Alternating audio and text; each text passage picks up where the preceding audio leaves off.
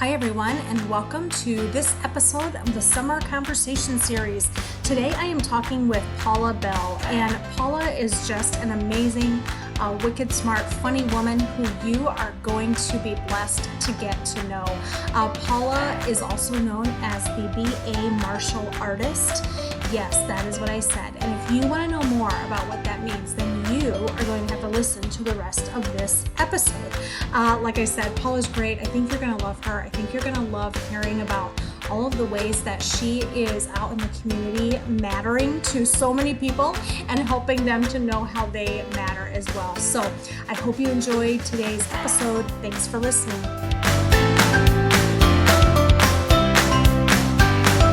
Well, hello, Paula. Welcome. Hello. Thanks for having me, Pastor Amanda. Absolutely. I'm so glad that you could join us today for the Summer Conversation Series. I would just like to dive right in, Paula. So for people who don't know you, can you tell us a little bit about yourself? Wow, that's a loaded question. So, which little bit, right? Right. Which little bit? So, as you said, I'm Paula Bell. I'm originally from Brooklyn, New York. So I am a straight city girl. Love the city. love that lifestyle. I have a day job. I work for a financial company during the day, but I also own my own consulting business. And through that consulting business, my mission is to inspire, motivate, and encourage other people to meet their personal and professional goals. And so I focus on 6 domains in that consulting business, just because consulting is a broad term. But I focus on 6 areas, and that is business analysis, project management, diversity, equity, and inclusion, leadership, career development, and self-development. And I've been doing this now for about 19 years. Wow. My company first actually started as a wedding planning, directing, and desktop publishing company. And so I do events and things as well. I just don't do those as much. Gotcha. But I really enjoy just helping other people grow and achieving their goals, and doing what they thought was impossible makes me feel really energized and really good. I have 16-year-old twins that are going to be juniors at Roosevelt High School. They are active at the church as well. We've been at Hope since 2006. Yep. So the whole time I've been in Iowa, I've been at Hope. And so my son now helps with production. My daughter loves babies, so she's in the nursery. They both have done Hope Kids, and so they're quite active at Hope as well. So that's a little bit about me for right now. Yeah, I love that. So, and the way that I met you was through the kids, because as I've told people before, and on this show even have said that I started out in children's ministry back in the day when it was when it was KQ, before it was Hope Kids. Mm-hmm. And you were a volunteer for KQ back then when your kids were in the program. So I was wondering how old your children had made it up to. Yeah, they are. Darn it! Now. Yes, that's bananas. Wow. Yeah, time moves on. But so I'm just curious, what was it that brought you to Iowa then? Okay, so we're going to get personal now. So It really, honestly, was a bad first marriage. So my first marriage didn't work out like I would have liked. And because of that, I ended up having to move because I was now a single mom having to take care of 2 very small kids at the time. And so I went to college in Tulsa, Oklahoma. I went to college at Oral Roberts University. Okay. So I knew the Midwest, the standard of living in the Midwest was a lot easier than it was on the East Coast, because the East Coast is expensive. And having 2 kids and being a single mom is pretty intense. So I wasn't planning on moving to Iowa, though. Iowa was not the state I was focusing on. It just so happened the job got me here to Iowa, and I picked up on faith. I literally picked up, because I still have a home in North Carolina, but moved myself to Iowa on a 3-month contract with no guarantee for a full-time hire. So there was no guarantee. Yeah, there was no guarantee, but I felt that if I worked really hard in this contract role, and it was getting to the point I needed something stable, that I would be able to make it a full-time position, and it so worked out that way. And then I was able to, my kids stayed with family for a little bit in New York, and then once I got settled here in Iowa, I brought them over. And I think that was the first time I ever really cried. I just sat in my living room and I just cried because I'm like, okay, this is real now. I am doing this on my own because I have no family here. There was nobody here in Iowa. So I moved someplace where I didn't have any family, no real support, but I had to take care of these two kids. So I literally sat down and cried, had a good cry for about 15 minutes. And then I was like, okay, that's over. Now it's time to get going. Wow. I love it. I didn't know that about you, Paula. So that is, I love that story. Do your parents, do you still have family in New York? Yes, I do. Okay. I have cousins, aunts, uncles. My dad is still in upstate New York. So yeah, so when COVID hit, I was a tad bit concerned because New York was the hardest hit place when it first started, right? So luckily though, I've only had one family member that has had to deal with that. So I've been blessed in that way that most of the family has been staying safe. But yes, I still have family in New York, and I do try and get back. Not now, but I do try and get back. Right. So as you know, Paula, as I kind of talked to you about, the theme of this conversation series is that each one of us has been made by God to matter to the world in a way that no one else does.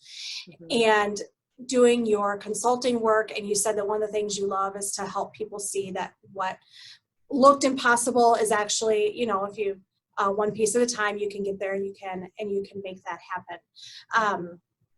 And so when I say that to you, that each one of us has been made by God to matter in a way that no one else does, how do you see that in the work that you do?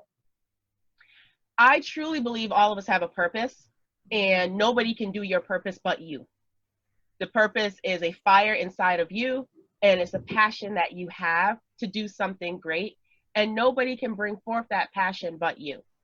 So for me, it took a while for me to figure out what my purpose is. And I think a lot of people go through life not really having that clarity of why am I here? Because you're not just here to work. You're not just here to make money. That's not the reason you're here on earth. You are here on earth because you have special talents, special skills that we need you to share with the world, because we can all grow from those special skills and talents. So for me, I believe all of us have a destiny and all of us have a purpose, and we have control over the majority of it. There's some things we don't have control over, but we have control over it. But the key is finding what is it. And that's one of the reasons I just became a certified life purpose coach. Because for me, when I work with clients, even when I've mentored people, and you ask them, well, what do you want to do? Why do you feel you're here?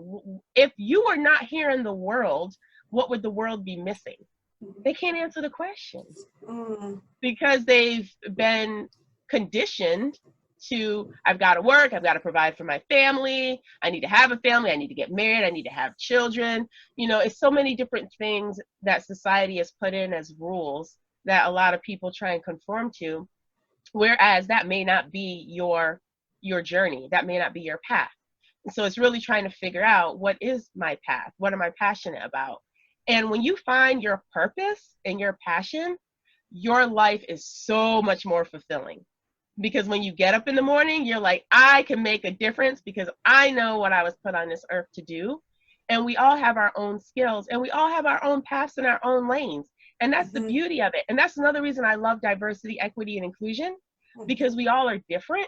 And there's so many dimensions to us that if we would just embrace it and respect and be courteous to people, we can do so much more in this world. So for me, when I think about, what we were made by God to matter, to me, that really means purpose and the value you bring to everyone you impact on this earth.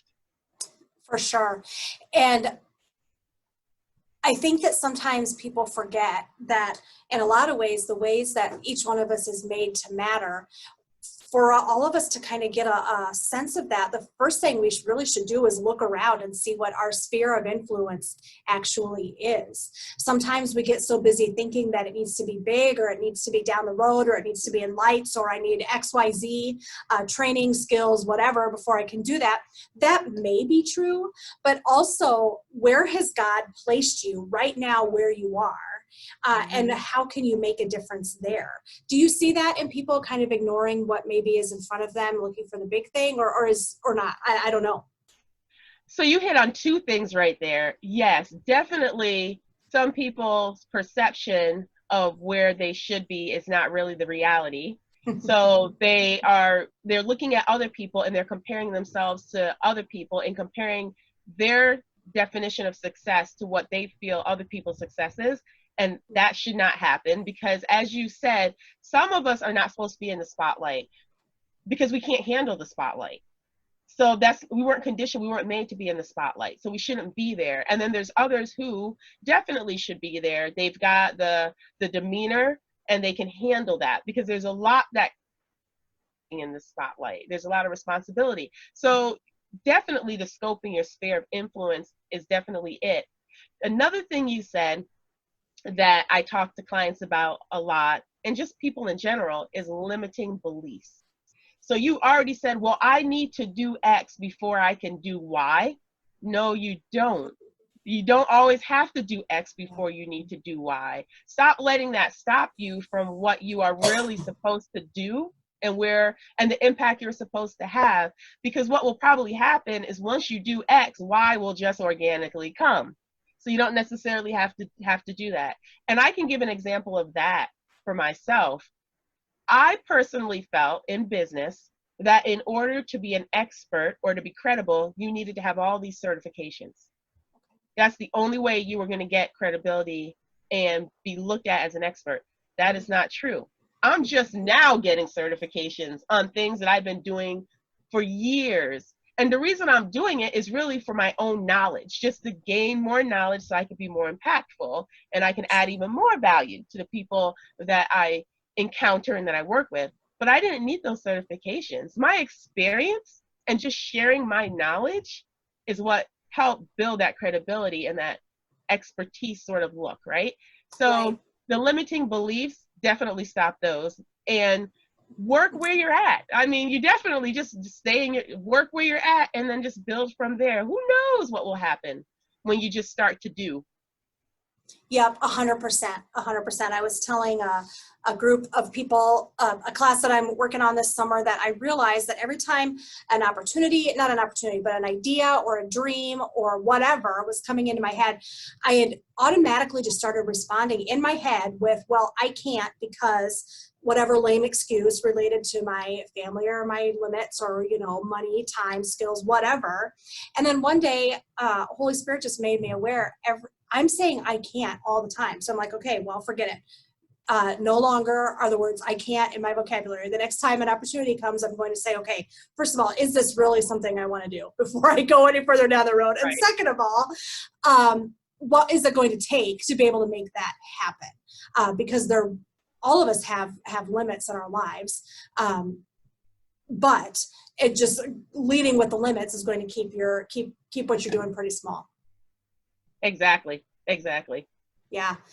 You mentioned that in the ways, the 6 areas that you do consulting in, that one of those is diversity and inclusion. Have you found yourself at a new level of busyness with that, or more in curiosity with that, or more interest in that specific space that you work in? Absolutely. Yes. With everything that's going on right now in not only our nation, but in the world, there's definitely more focus on the topic. There's definitely more focus on race relations and what's been going on for certain populations, whether it's Black Lives Matter, or you're even hearing of other groups of individuals who've suffered some sort of oppression as well. So you're having a lot more, what I'm seeing is I'm having a lot more focused conversations, open conversations, And a lot more people are listening to understand and not to respond. So, and that's one of my big mantras when I talk about diversity, equity, and inclusion. It may not be your reality, it may not be your truth, but that does not mean it doesn't exist, because it does exist for someone. And so taking a moment just to understand that other person's perspective and their journey and what they have experienced, whether you understand it or not, it gives you a totally different outlook on life. It gives you a totally different perspective. So I've been having some very interesting conversations. Some people are still quite uncomfortable having certain conversations, and that's okay. Everybody's on their own journey. But for those who, it's been almost like, for some people, some of the comments I've heard is, I knew some of this existed, I just didn't know it existed to this extent. I thought we were further along than we are. And so I think for some people it's really eye-opening, and some don't know how to use their voice, how to get engaged, or if they should even say anything because they don't want to offend anybody. So I've opened up a space where you can talk to me about anything. I promise you I won't get offended. For me, it's just positive intent. We're just trying to learn, and let's just have the conversation. Let me tell you some of my truths. Let me hear some of yours. And then let's try and figure out how can we just make this place a better place to live in, period, for all people. Yeah, I think that idea of sharing experiences, sharing backgrounds, and sharing stories is so powerful, because I'm a lifelong Iowan, right? And so I didn't know how difficult it was for people of color and people in just various backgrounds. I didn't know those stories, and so I would raise my hand and say, yeah, I knew it was a problem. In some places, I wouldn't have said that it was in Iowa, because we think we're so nice. But I think in some ways we kind of use that niceness as a veneer for kind of some fear and some just being uncomfortable with what's unknown underneath that. I don't know. That I would say is what I've seen. That's my experience, I guess. Yeah. And your experience, that aligns with some of the other feedback I've heard, especially from people who grew up here. And if you haven't grown up in a area that had diversity of culture or race, yeah, it is a different perspective. I grew up in a big city, New York. Yep. You have everybody in New York. All walks of life are in New yes. York, right? So that's what I grew up around. And my family's from Barbados. So I really grew up Caribbean. I didn't grow up American either. So I've always had culture. I've always yes. worked with different people. And I grew up in the church. So yes. I was always around people who didn't look like me, people who didn't think like me. So for me, I was exposed to that. If you are from a real small town where there's none of that, that's me. You're just not going to know. And I do believe there needs to be grace on both sides. There needs to be grace on the side of people who are not people of color, understanding what those who have been oppressed have gone through. But I also think there needs to be grace on the side of people of color, that not everybody who asks a question isn't asking a question to be disrespectful or to make light of the situation. Some people are really asking the questions because they just don't know. And so should we know? Maybe, maybe we should, but right. we don't. Right. But you're right, you don't. And so, and some of the things weren't even taught in school. So, in the education system, that didn't help. So I really try and just come from a space of, let's just learn together. And then, because I feel the more allies we have, the more support we have, the better chance we have of getting some of the things changed in our policies, in our laws, that will bring forth equality. So that's the approach I take. I get there's emotions on both sides, and I get there are people who are angry and have different emotions, and it's based on experiences they've had, and you have to respect that, and you have to acknowledge that as well. So, and there's some people who just they're not going to change. They believe what they believe, and that's how they're going to be. And that's probably not where you want to spend your energy, because there's nothing you can do to change that mindset. So true. So true. What has it been like, conversations with your 16-year-old twins? You have a boy and a girl. Yeah. Do you want to speak on that for a minute? I can. Yeah. So it was interesting. So when the George Floyd incident happened, that one was a rough one to watch, right? So my kids have seen the video and we talked about it. I had a divided household in a way. My daughter is more about peace. She's like, changes need to happen, but we need to do it peacefully. Okay. My son was on the opposite side. He was like, no, the only way we're going to get heard, we've tried to be heard in a peaceful way. No matter what we do, it's not right. It's wrong. When Cap took a knee, that was disrespectful. When we tried to have a conversation, it doesn't seem like anything happens. There's no behavior. So he was of the point of, yeah, I get why people are tearing up stuff and burning down buildings, because they're tired and they want to be heard.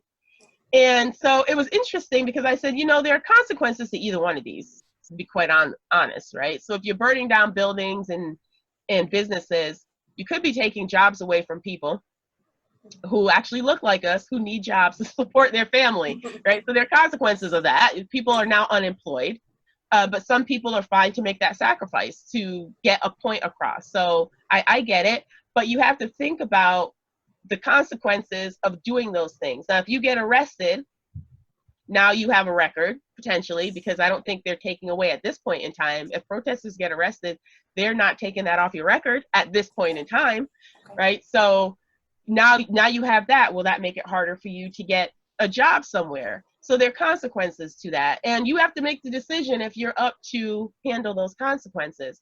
I'm more like my daughter. I'm more of the peaceful side. I'm not about tearing stuff up or burning things down. That's just not me, but I understand why it was being done. I just personally just couldn't go do it. But there are people who, that's their voice. That's how they get things across. So it was very interesting conversation, and it was hard conversation because this is a time where my kids are getting old enough, Pastor Amanda, where I gotta let them grow. I've gotta let them start making decisions, because in 2 years, they're gonna be adults. And they're gonna have to make those decisions. And so the best I can do is have the same conversations I do with them, with anybody else, and listen to their thoughts. But the one thing I did challenge them is to make sure whatever you decide, there's a reason behind what you're doing it, and you have a basis for what you're doing. Just don't go out and do something because everybody else is doing it, or because you think it's the latest, greatest thing to do because that's what you're seeing on TV. If you're going to do something, be intentional on why you're doing it and be able to explain why you did what you did. If you can't explain why you're doing it, then you probably shouldn't be doing it. And so the conversations have been hard. There's been a lot of different emotions that have been ringing true to them.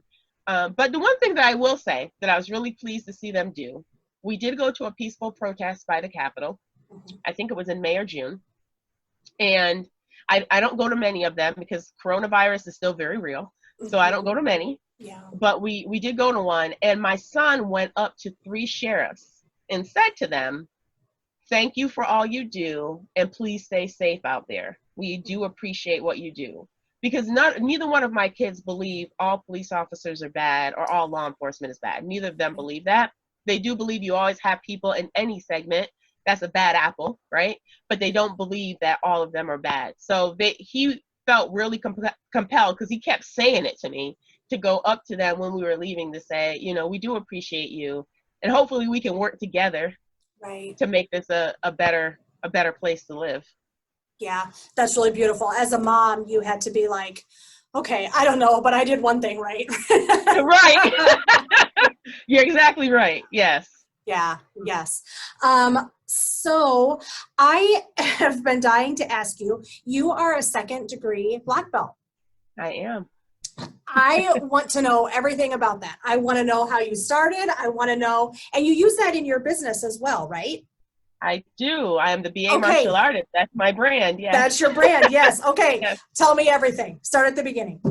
Okay. So this all started with my son going to martial arts when he was younger. And so he started it all off for the entire family, essentially. So he went to martial arts first. And the reason he actually did it was to help him with focusing. So to see if he could, get a little bit more disciplined and help with focusing. Then my daughter joined him because she was there. So I was like, well, since you're here, you may as well do it as well. Eventually, the instructors, there were two black belts that came up to me and said, since you are here all the time, you may as well join the class too, right? I was like, well, no, because I had a board meeting that conflicted once a month with karate. So I was like, no, that wasn't a good time because I wouldn't be able to be committed and whatnot. When I rolled off that board, I decided, okay, I'm going to jump in here and do it with my kids. So it was a way for me to have a night with the kids and do something as a family. So I started and we were doing it for probably a year. And then my kids were like, you know what? We want to try something different. They wanted to go into other sports. But me, I'm the type of person, when I start something, I have to finish it, right? And to me, the finish line was a black belt. That's just what you needed to do. And so I stuck with it. And I was the only one in my belt level at that time. Everybody else who had started with me had stopped. So I was the only one in that belt level. And I was like, I'm going to keep going. And so I kept going and I kept pushing. And I eventually became a first degree black belt. I tested and I became a first degree black belt, which was like, oh, this is really, I didn't even think, now that's one of my limiting beliefs. I didn't even think that was possible. I'm in my 30s, 40s going through martial arts, right? Who does that? And so I was like, okay. But what I began to realize, though, a lot of people, when they think about martial arts, number one, a lot of people think of the Karate Kid. And then a lot of people also think about it's all about fighting. It is really not. Martial arts is so much more mental than physical. So what I began to realize is how powerful your mind is. I mean, you hear it, but it didn't really come to light to me until I started taking martial arts. And I started continually to advance in the art. And so I took it from taking our tenets, and we have 5 main tenets we recite multiple times in our class. And the tenets are courtesy, integrity, perseverance, self-control, and indomitable spirit. And I began to realize that I was using those tenets in everything I did. So one morning at like 2 o'clock in the morning, do not ask me why my best ideas happen at 3 o'clock in the morning. I had this idea on how can I take the fundamentals and the foundation of karate, which I've now become to love and it's become a passion of mine, and mesh that with business and personal growth. And so I started thinking about it. So then I created this whole framework, and it's a 4-step framework. And the framework is really that you first need to have a strong foundation, which in martial arts is the mental. You have to be mentally prepared in order to do the art, or you will use the art for the wrong reasons. So they want you mentally prepared to train effectively. That's why we have the tenets. And the art is not to beat somebody down. The art is to protect yourself if you ever needed to. But it's to train yourself in your mind of what you are capable of doing. So I was like, you need to have your foundation right. And that's in a lot of businesses, and even in our personal growth, we tend to skip over the foundational things and want to get right to the work, right? Yeah. And I need to pull you back and let's get the foundation strong first. Let's build on top of a strong foundation. And then you build your skill set. I mean, your techniques, you get your techniques. So in martial arts, our techniques are like punching and kicking and stances and covers. And then you demonstrate how well you can do it through your skill. And the skill would be your 2-person drills and your kata and your weapons and all of that. And then you have a transformation of some sort. And that transformation could be a belt level change. It could be a title change within the art. And it's the same thing we do in life. You build a strong foundation. You understand what are the tools you need. You then demonstrate you can use those tools. And then there's a transformation of some point, right? So that's when I just meshed the two, and I just had this epiphany like, oh, this is awesome. And that's when I became the BA martial artist. And so now to get people to get rid of limiting beliefs, we break boards when I speak. So we write something on a board and we say, I have one person, sometimes two people come up, and I say, you're breaking this board as a symbol of something we're letting go. So when we leave this session, that is no more. You've broken the board, and that's the symbol. And then it's amazing to see how many people don't believe they can break a board, right? And I've not had anybody not be able to break a board yet. Everybody has broken a board. And I even had one gentleman tell me, he was from the UK, and he said to me, Paula, we Brits don't hit people. Because I was telling him when I have the board, go through the board like you're going to hit me. And he's like, we don't do that. I said, well, you're going to have to today. And the first time he wouldn't do it because he just couldn't get past that. And then the second time I was like, I really need you to come through this board. And he did it, and he shocked himself. And he actually told me he has that board in his office, and he looks at it every day to remind him how powerful his mind is and how he can really do things that he might limit himself from doing. It's a constant reminder. So it's having something that's really cool like that, something, because a lot of people think martial arts is really cool and being a ninja is really cool. Right. Having all that stuff is really cool, right? Breaking boards are really cool. They look forward to that piece and all of that. And it's just taking something that's like that and just making it a little bit more fun. And once you become a black belt, at least with the dojo I train at, they do like the black belts to help train those others coming up. So that's how I've just pretty much stayed with it all this time. And so yes, I got my second degree. Lord, when did I get my second degree? Did I get my second degree last year or the year in front? But I'll tell you, those black belt testing is nothing to take lightly. Let's put it that way. Right. Yes, my son did karate for a little while, and then like your kids, he didn't want to do it anymore. But yes, I would watch that testing and I would think, holy smokes. But it is also this thing where you work up to it. You don't jump right into that level of testing before you're eating that elephant one bite at a time. Right. But it is that piece after piece and building on that foundation and then building a little bit more and all of that. So I love that. So how long then have you been practicing? I started in 2011. Okay. So it's going on, what, 9 years now. Going to be 10 years next year. Yeah. When you got your first black belt, how long did it take you? Oh, wow. That's a good question. Okay. It was like 3 to 4. It was maybe 3 to 4 years that it took me, because we were testing at that point probably every 10 weeks around there. So we trained, and we actually trained more than we do now. So we had more than one class. So we were doing more than one class during the week. So the more you practice, of course, and the more you get to work with people, the more technique and the more skill that you get. Right. Now it's a little bit slower, and it's even more so slower now with Corona. But yeah, but it was, I think it was about 4 to 5 years. And that first black belt, it's interesting too, because when I first started, because I got, I think 12 to 13 belts before the black belt. Yep. So I used to be terrified to test, because, I mean, you have these black belts in front of you at this table, right? And even though you're testing as a group, you don't know if you're going to get called out, and you don't know if you're going to do something wrong, or so help you might forget a kata or form.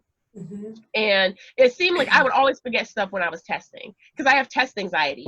So I would always forget stuff when I was testing, right? But I could always do it in class, but I would forget it when I was testing. So it was really hard for testing. I mean, I would really be stressed out when we had to test. And when I went for my black belt, I was definitely stressed out because I didn't know what to expect, because our sessions are closed sessions. Nobody's allowed in the session. No parents, no nothing. It's just those who are testing in the black belts, right? So you really don't know what to expect. And when I went for my second degree, I realized, okay, I'm not as nervous anymore. And it's because my confidence was up. It was because now that I'm teaching it and I'm training, it's a totally different experience. So it's interesting even how you shift in confidence when you're doing it. And I even had a gentleman say to me Tuesday night, because we're back to doing karate, but it's very different on how we do it. Like, we can't do 2-person drills. We have to have our distancing and all of that, but you can still train. And a gentleman said to me, "You are really, really good. You are just really, you're snappy. You're really good at it. I wish I could just do half of what you did." And what was funny to me when he said that is, number one, I really don't think I'm all of that. But that's the same thing I said to some other black belts when I started as well. And so to hear somebody say that to me, I was like, wow, I've come a long way from where I was. So it was, you could definitely just see the transformation and how it's even given me even confidence to go for things in life that I don't know if I would have necessarily went for if I didn't go through this training of the martial arts. So it's been a great experience for me. I highly recommend anybody to do it if you want to. It's a ton of fun. I love it. I love it. So we have kind of talked around it in a lot of different ways, but you talked about how you grew up in church. We talked about how I met you when you were a volunteer for KQ before it was Hope Kids. What I forgot to mention early on that I wanted to is that you were on my call committee. So if anybody's really mad about me being here at Hope, they can also blame you for that. Whatever, right? But talk to me a little bit about how your faith has evolved, and when you just tell me a little bit about your faith and Jesus and all of that. Right. So I grew up, my mom was a minister, and so when I was small, at the age of 8, I was preaching sermons. And that's kind of when I realized, this pulpit thing is probably not really not my thing, right? I did it because I had to do it, but it helped me from a leadership perspective and things of that nature. But what I really liked that I got into in the church was the art. So I used to choreograph a dance team. I did step teams, stuff like that. And that stuff to me was fun. But I grew up in the church, so I always had a strong faith. That's just what I learned. I had a belief in God. I believed in the Bible. I read my Bible. My mom would make us memorize scriptures, and then we'd have to recite them on the weekends. And if you didn't recite them, you stayed in your room until you got them right. I mean, it was that sort of thing of just instilling them. And when I was younger, I really didn't understand how important that was going to become in my life. I just thought this is just something you did, right? You supported the family, and my mom is being a minister. But as I said, when I went through that first stint of my first marriage not working out and just moving out on faith, really and truly all I had at that point in time was my faith. I was in a really dark place. And the only thing I truly believe that kept me was the faith that I had that I can make it through this with God's help. That was really the only thing that kept me. I didn't have any family here. And so it was more of, okay, God, not sure if this is exactly what my path was supposed to be. Maybe I misheard you a couple of times and made some decisions I shouldn't have. But I need your help right now because this is some hard stuff I'm going through right now. So for me, my faith grew as I went through difficulties in my life, realizing how important that faith was for me and how having God to call to pray to cry to is what really helped me. And a lot of it also was music, gospel music. There's something about gospel music, and I listen to all types of music because, again, as I told you, I'm in the arts, so I love all genres of music. Sure. But there's something about gospel music when you can get some of your favorite artists and you're going through that really dark time, or you just put on a song, or you just put on your music, and all of a sudden a song comes on that really just speaks to your spirit, just speaks to you, and you're like, that's the message that I needed right there. And having people, again, that's why I go back to you have a purpose. If we didn't have those individuals living out their purpose, some of us probably wouldn't be alive today, because it's some of those songs that have saved us during those hard times, that have helped us to continue on in life. And so I've always went back to when I'm going through a hard time. And, God's grace and love is so great because I'm not always the greatest at praying every single day or reading my Bible every day. I haven't done that consistently throughout my entire life. I cannot sit up here and tell everybody that every day of my life I prayed and read my Bible, because I have not. I've gone through things in life, and sometimes you don't put that as a priority. But even when you don't, he's still there for you. He's never really left you ever.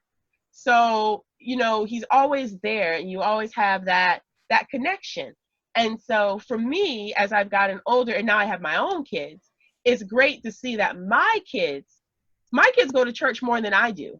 They not only go to church on Sunday, they go to a special youth church with their friends from school as well on Wednesdays. And I let them do that because I do believe, and actually some of the people, my kids have even got to go back to church to be like, no, you should come on out. Let's come out and let's just do this thing.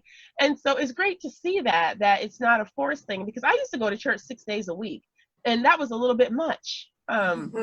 I couldn't do that now. That was a bit much. But to see that my kids they have that faith as well, and to see them encourage other people. And I've watched it. I've watched them encourage other kids. I've watched them. My daughter's a little feisty. She's even told people, you need Jesus. I mean, you just you just need him. Just go get a dose of Jesus and you'll be okay, right? And so they are just to see that when my faith has grown, their faith has as well. And when you have kids, it's to a whole another level. So I would have to say, every time I've gone through a dark spot, I feel that my faith and my relationship with God has gone even deeper, because you begin to, it's when you're going through those dark spaces where you really get to see what you're made of and how God has made you, and that he will help you. And even if you haven't talked to him in a week, he's still there for you, right? And you get to see those things and feel those things. Yeah, I love it. Yeah, even if you haven't talked to him in a week, he's still there for you, and he's not mad at you. He's not saying, well, you could have come to me 6 days ago, and that's not how God treats us. He's that's not how he is. So I love it. I love that. So is there anything else that you wanted to share with folks today, that you want people to know about your path, God, what God that has meant to you? Anything else? I just want to give you another shot if there's something you wanted to say and haven't had a chance to yet. Well, what I would say to people really and truly is, number one, get clarity on your purpose, because you have one. So get clarity on what your purpose is, and that might take some time. You may not be able to figure that out in 24 hours, and that's okay. But talk to people. If you don't know what your purpose is, talk to your family, your friends around you, and they can give you so much insight on what you do, how you impact people, that you might think it's just, I just do that. That's my daily thing. But it really is what you should be doing, period. And then get rid of any of those limiting beliefs. Move from an I can't to an I can. Move from an impossible to it is possible, right? You have to shift your mindset on that. And then just stay grounded in your foundation. And for me, my foundation is my faith. So stay grounded in that foundation and build on that foundation, and know you're not perfect. So you're going to make mistakes, and it's okay to make mistakes. Just don't stay there. Just, if you're going to fail fast. Is what I tell people. Just don't stay there, get back up and keep it moving. Because we all make mistakes, and we're not perfect beings, and we can't expect to be perfect, and we can't expect other people to be perfect. And then use your voice boldly and with intention, and use it correctly. And life can just be great. Absolutely. Yeah, I love that. Paula, if people are looking for you, where can they find you on the social medias or the internet, all that good stuff? Sure. So on my website, I'll start there, is www.paulaabell, 2 A's in the middle, paulaabell.com. On Twitter and on Instagram, I'm the BA martial artist. So that's pretty much easy. And then on Facebook, you can find me. I believe my title is Paula Bell, CBAP leadership coach, something to that effect. But you can find me on, if you find me on Twitter or on Instagram, it'll link, and especially my website will link to all my other social media platforms. Okay, sounds great. Good deal. Well, Paula, thank you so much for taking the time to chat with me today and for sharing your experiences with the Women of Hope. I really appreciate it. Thank you for having me, Pastor Amanda.